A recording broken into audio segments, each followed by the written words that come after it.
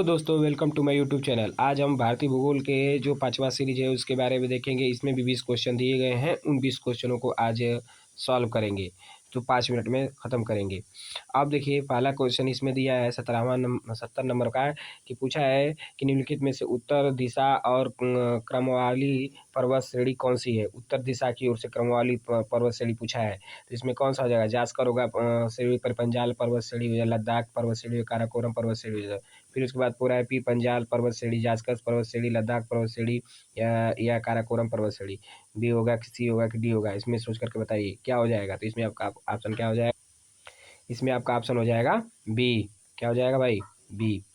तो बी हो जाएगा। पहले आपका फिर पंजाल पर्वत श्रेणी, फिर जास्कर पर्वत श्रेणी, फिर लद्दाख पर्वत श्रेणी, फिर काराकोरम पर्वत श्रेणी, ऐसे करके जो है कि उत्तर दिशा से क्रमवाली श्रेणी से करके ये आते हैं। ठीक है, अब अगला क्वेश्चन देखेंगे। इसका यहाँ पे डिटेल भी दे रखा है। डिटेल में क्या दे रखा है भाई, कह रहा है कि फिर पंजाल पर्वत श्रेणी, जास्कर, लद्दाख और क्रम, ये क्रम दे रखा है यहाँ पे उत्तर से की ओर से विस्तार से। अब अगला क्वेश्चन देखेंगे। अगला क्वेश्चन कह रहा है कि पाल घाट निम्नलिखित में से किनके मध्य स्थित है। तो पाल घाट किनके मध्य स्थित है, तो ये पश्चिमी घाट के दर्रे पर स्थित होता है। क्या है यहाँ पे, नीलगिरी और अन्नामलाई पहाड़ियों के बीच में क्या है, पाल घाट आपका स्थित है। इसके बारे में और फुल डिटेल देख लेंगे, यहाँ पे दिया हुआ है। तो क्या दिया हुआ है इसमें जो है कि कह रहा है कि पश्चिमी घाट के दर्रे कौन है, थाल घाट, नासिक एवं मुंबई के बीच का संपर्क मार्ग है। भोर घाट में कौन है, मुंबई और पुणे के बीच में संपर्क मार्ग है। पाल घाट यह किसके मध्य में है, नीलगिरी और अन्नामलाई पहाड़ियों के मध्य में स्थित है। ठीक है ना दोस्तों। तो नीलगिरी और अन्नामलाई पहाड़ियाँ ये कहाँ पे है, तमिलनाडु और केरल के बीच में जो पहाड़ी है उसी पर यह पाल घाट दर्रा स्थित है। तो वहीं पे आपका नीलगिरी और अन्नामलाई की पहाड़ियाँ हैं। अब अगला क्वेश्चन देखेंगे। कह रहा है कि नंदा देवी पर्वत स्थित है। नंदा देवी पर्वत कहाँ स्थित है भाई, नंदा देवी पर्वत आपका उत्तराखंड में स्थित है। नंदा देवी पर्वत राज्य में अवस्थित भारत की प्रमुख चोटियों में से है। नंदा देवी राष्ट्रीय पार्क 1982 में उत्तर प्रदेश में किया गया, जो वर्तमान में उत्तराखंड राज्य में स्थित है। ठीक है ना। तो इसकी स्थापना मतलब कि कब, 1982 में ही की गई थी। अगर पूछ देगा नंदा देवी राष्ट्रीय पार्क की स्थापना कब हुई, 1982 में। अब यहाँ पे पूछा गया है कि अगला क्वेश्चन है, अधोलिखित उच्चावच आकृतियों पर ध्यान दीजिए। जास्कर पर्वत श्रृंखला, धौलाधर पर्वत श्रृंखला, लद्दाख पर्वत श्रृंखला, काराकोरम पर्वत श्रृंखला। कह रहा है उपरोक्त उच्चावच आकृतियों का दक्षिण से उत्तर की ओर बढ़ते हुए जो है कि आपको विस्तार को लिखना है। दक्षिण से उत्तर की ओर, तो दक्षिण से उत्तर की ओर बढ़ते हुए कौन सा विस्तार हो जाएगा भाई। अगर भाई ऑप्शन देखा जाए तो इसमें सबसे ऊपर जो होता है आपका काराकोरम होता है। क्या होता है, काराकोरम होता है। फिर उसके बाद जो है कि आपका कौन सा होता है, लद्दाख श्रेणी आता है। फिर उसके बाद आपका देखते हैं तो जास्कर आता है। फिर सबसे लास्ट में धौलाधर आता है।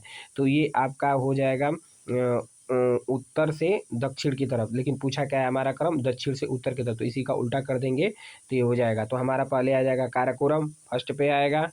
तो फर्स्ट पे आएगा नहीं, ये मतलब ये उसका उल्टा करेंगे तो सबसे लास्ट में आएगा, क्योंकि हमें दक्षिण से बताना है। तो दक्षिण से उत्तर की साइड बताना है। तो सबसे लास्ट में कौन आ रहा था हमारा यहाँ पे, धौलाधर। तो ये पहला इसमें हो जाएगा। कहने का मतलब है कि दक्षिण से उत्तर की तरफ पूछा है तो सबसे लास्ट में आपका धौलाधर पड़ेगा। तो फिर उसके बाद जो है कि तो ये आपका दूसरा, पहला, तीसरा, चौथा, यानी कि आपका ऑप्शन ए हो जाएगा सही।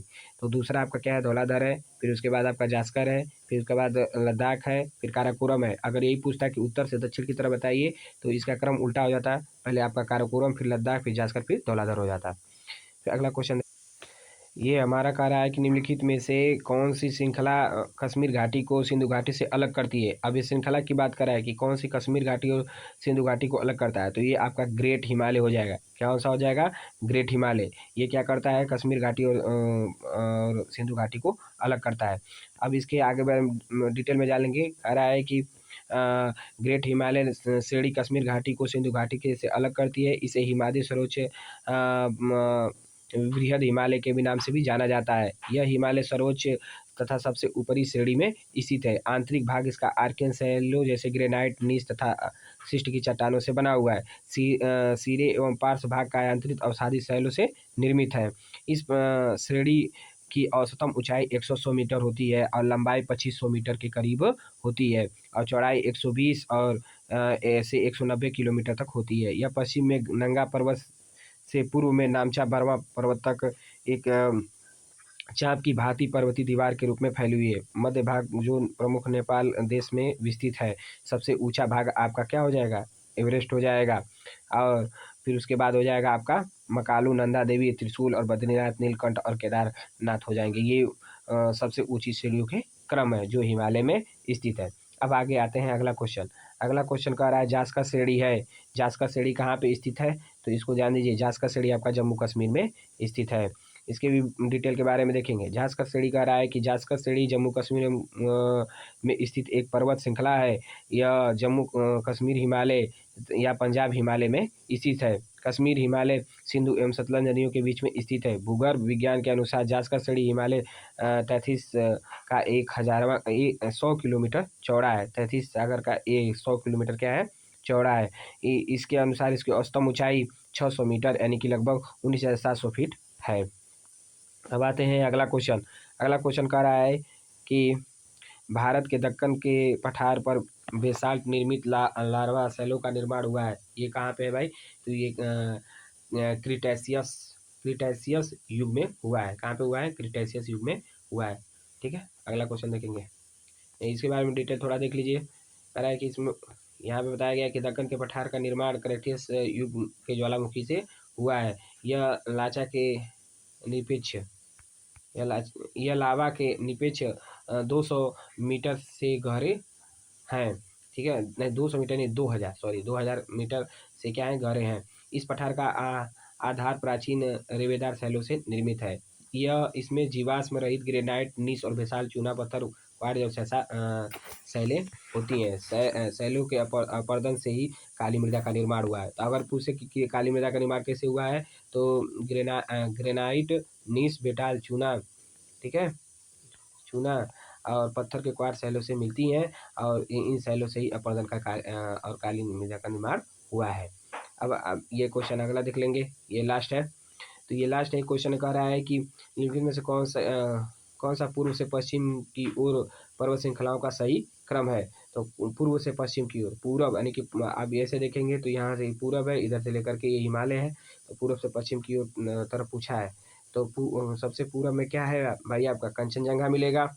भाई एवरेस्ट तो काट दो, एवरेस्ट काट दीजिए। कंचनजंगा, एवरेस्ट, अन्नपूर्णा, धौलाधर हो जाएगा। कंचनजंगा, धौलाधरी नहीं, ये कंचनजंगा, एवरेस्ट, अन्नपूर्णा और धौलाधर हो जाएगा।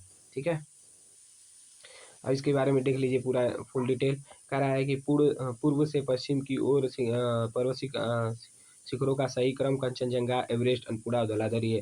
जैसे कंचनजंगा विश्व की सबसे ऊंची चोटी है। अगर कंचनजंगा पूछा जाए तो विश्व की सबसे तीसरी ऊंची चोटी है। यह पूर्व से तीस्ता नदी और पश्चिम में तामो नदी के बीच में स्थित है। कंचनजंगा हिमालय में स्थित, एवरेस्ट विश्व की सर्वोच्च चोटी है, नेपाल और तिब्बत सीमा पर स्थित है। इसकी लंबाई 8,848 मीटर है। अन्नपूर्णा चोटी की स्थिति उत्तर मध्य नेपाल में है। धौलाधर चोटी भी नेपाल के मध्य में स्थित है।